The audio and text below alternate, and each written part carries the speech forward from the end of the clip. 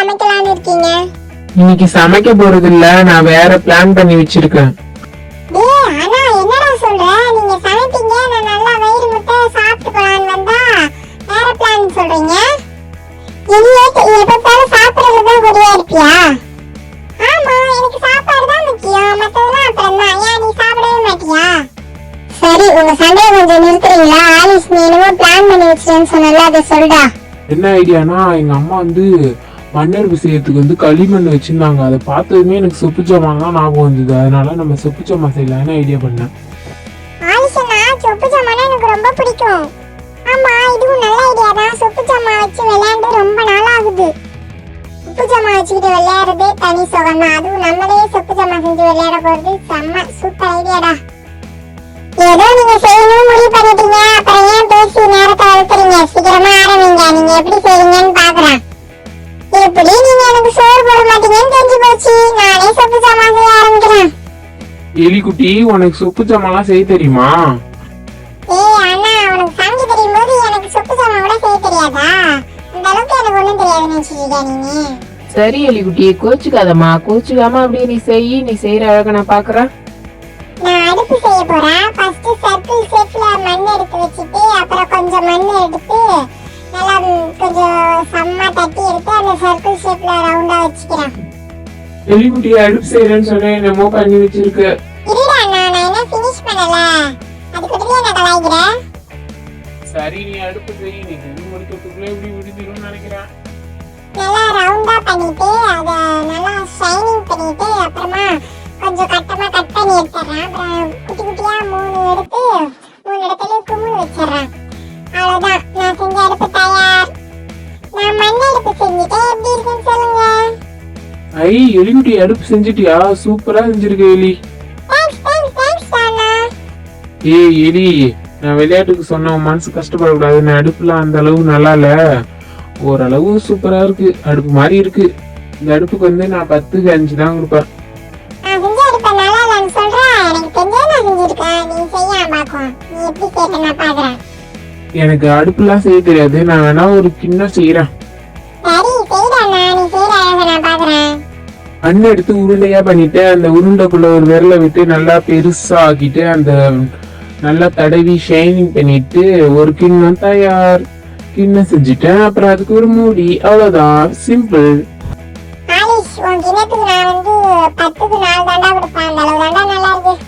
நான் கஷ்டப்பட்டு அடுப்பு செய்வேனா, அதுக்கு இவன் 10க்கு 5 மார்க் தான் கொடுப்பானா? இவன் 3 கிணத்து செஞ்சா எனக்கு நிறைய மார்க் கொடுப்பாங்களாமா? உன் கிண்ணம் அந்த அளவுலாம் ஒன்றும் நல்லா இல்லை. 10க்கு ஒரு 3 மார்க் தான் கொடுப்பானே. சரி, ஓகே, எவ்வளவு மார்க் வேணா கொடுங்க. எனக்கு தெரிஞ்சதுதானே நான் செய்ய முடியும். சாரா, உனக்கு தெரிஞ்சது நீ செய். மண் எடுத்து நல்லா உருண்டி எடுத்துக்கிறேன். அப்பதான் கொஞ்சம் நல்லா வரும் பொருள்.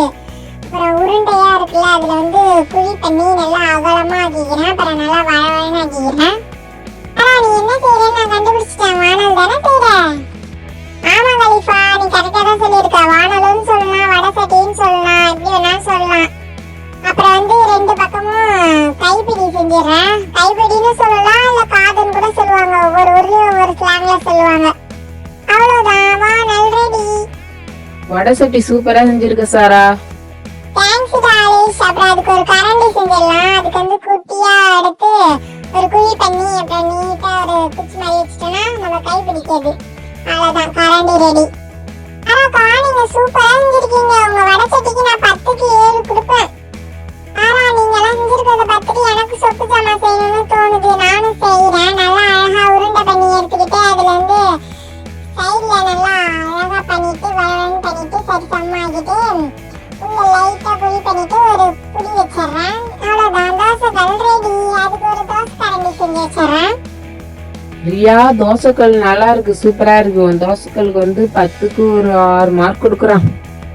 நான் பானை செய்யறேன். மண்ணை உருண்டி எடுத்துட்டு குழி பண்ணிட்டு கீழே நல்லா குண்டாவும் மேல வராம்பு பண்ணிக்கிறேன். அதுக்கு ஒரு மூடி செஞ்சிடறேன். மூடிக்கு ரவுண்ட் பண்ணி எடுத்துட்டு அப்புறம் நம்ம மூடி தொடக்கத்துக்கு ஒரு புடி மாதிரி செஞ்சிடறேன். அவ்வளவுதான், பானை ரெடி.